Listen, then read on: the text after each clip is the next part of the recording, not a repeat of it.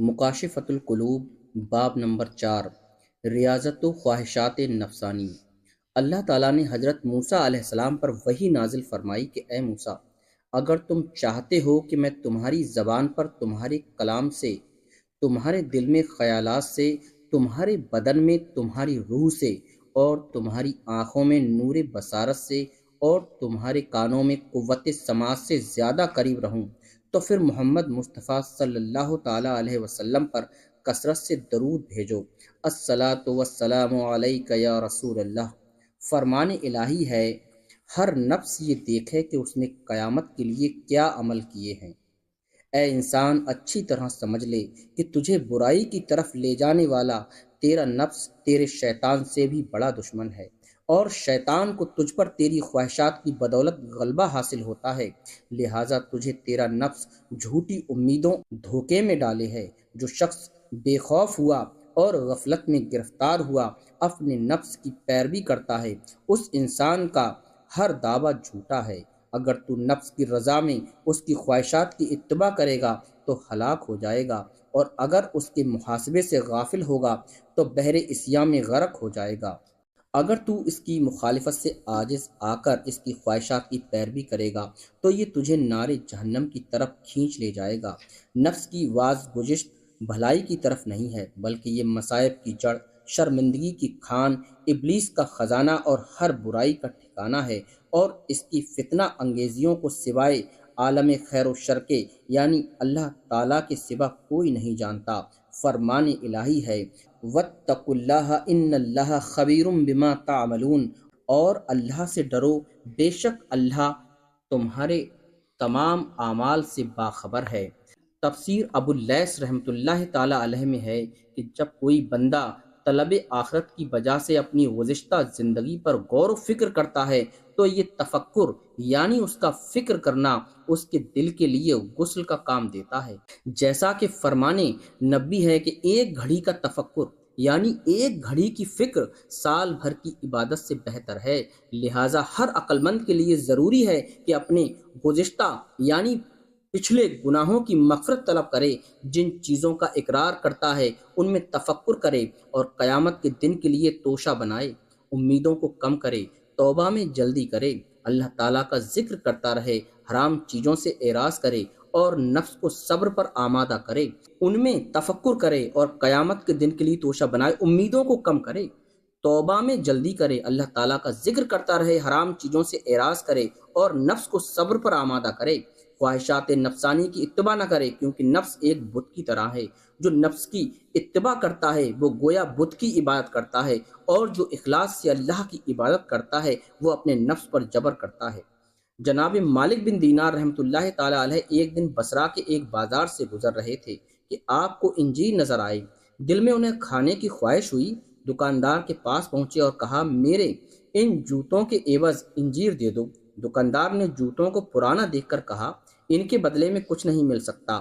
آپ یہ جواب سن کر چل پڑے۔ کسی نے دکاندار سے کہا، جانتے ہو یہ بزرگ کون تھے؟ وہ بولا، نہیں۔ اس نے کہا، یہ مشہور مدنی حضرت مالک بن دینار رضی اللہ تعالیٰ عنہ تھے۔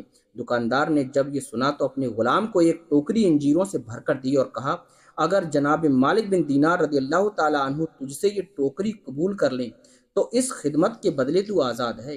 غلام بھاگا بھاگا آپ کی خدمت میں آیا اور عرض کی، حضور یہ قبول فرمائیے۔ آپ نے کہا، میں نہیں لیتا۔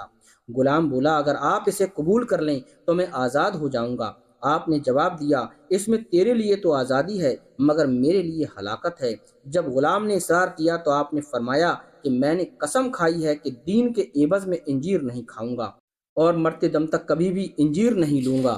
حضرت مالک بن دینار رضی اللہ تعالیٰ عنہ کو مرض وفات میں اس بات کی خواہش ہوئی کہ میں گرم روٹی کا شریب بنا کر کھاؤں جس میں شہد اور دودھ شامل ہو۔ چنانچہ آپ کے حکم سے خادم یہ تمام چیزیں لے کر حاضر ہوا۔ آپ کچھ دیر ان چیزوں کو دیکھتے رہے، پھر بولے، اے نفس، تو نے 30 سال متواتر صبر کیا ہے، اب زندگی کی اس آخری گھڑی میں کیا صبر نہیں کر سکتا؟ یہ کہا اور پیالہ چھوڑ دیا، اور اسی طرح صبر کرتے ہوئے واصلے بحق ہو گئے۔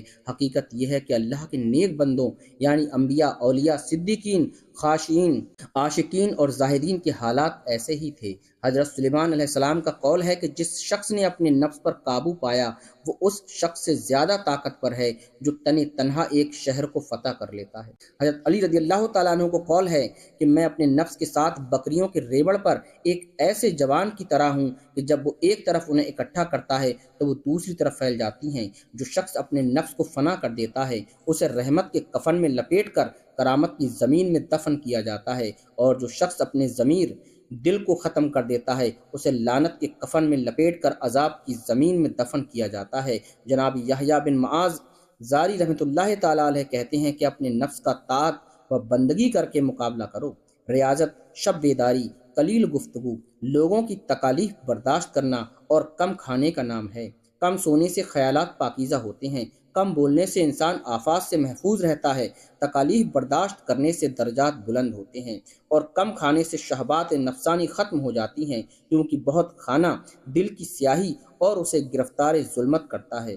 بھوک حکمت کا نور ہے اور سیر ہونا اللہ تعالیٰ سے دور کر دیتا ہے۔ فرمان نبی صلی اللہ علیہ وسلم ہے، اپنے قلوب کو بھوک سے منور کرو، اپنے نفس کو بھوک پیاس سے مقابلہ کرو، اور ہمیشہ بھوک کے توسط سے جنت کا دروازہ کھٹکھٹاتے رہو۔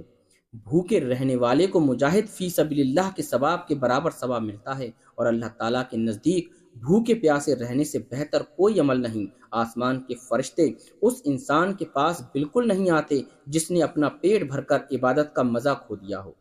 منہاج العابدین میں حضرت ابوبکر صدیق رضی اللہ تعالیٰ عنہ کا قول مذکور ہے کہ میں جب سے ایمان لایا ہوں کبھی پیٹ بھر کر کھانا نہیں کھایا، تاکہ میں اپنے رب کی عبادت کا مزہ حاصل کر سکوں، اور اپنے رب کے شوق دیدار کی وجہ سے کبھی سیر ہو کر پانی نہیں پیا ہے، اس لیے کہ بہت کھانے سے عبادت میں کمی واقع ہو جاتی ہے، کیونکہ جب انسان خوب سیر ہو کر کھا لیتا ہے تو اس کا جسم گرا اور آنکھیں نیند سے بوجھل ہو جاتی ہیں، اس کی اعضائے بدن ڈھیلے پڑ جاتے ہیں، پھر وہ باوجود کوشش کے سوائے نیند کے کچھ بھی حاصل نہیں کر پاتا، اور اس طرح وہ اس مردار کی مانند بن جاتا ہے جو رہ گزر میں پڑا ہو۔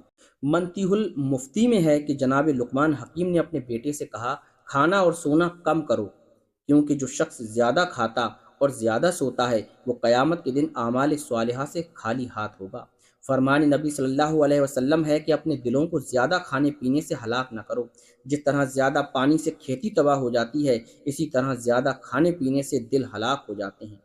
نیک لوگوں نے معدے کو ایسی ہانڈی سے تشبیہ دی ہے جو ابلتی رہتی ہے، اور اس کے بخارات برابر دل پر پہنچتے رہتے ہیں، پھر انہی بخارات کی کثرت دل کو غلیظ اور کثیف بنا دیتی ہے۔ زیادہ کھانے سے علم و فکر میں کمی واقع ہوتی ہے، اور شکم پوری فطانت و ذکاوت کو برباد کر دیتی ہے۔ حضرت یحییٰ بن زکریا علیہ السلام نے شیطان کو دیکھا، وہ بہت سے دام اٹھائے ہوئے تھا۔ آپ نے پوچھا، یہ کیا ہیں؟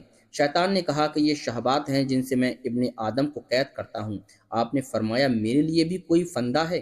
شیطان بولا، نہیں، مگر ایک رات آپ نے پیٹ بھر کر کھانا کھا لیا تھا جس سے آپ کو نماز میں سستی پیدا ہو گئی تھی۔ تب حضرت یحییٰ علیہ السلام بولے، آئندہ میں کبھی بھی پیٹ بھر کر کھانا نہیں کھاؤں گا۔ شیطان بولا، اگر یہ بات ہے تو میں بھی آئندہ کسی کو نصیحت نہیں کروں گا۔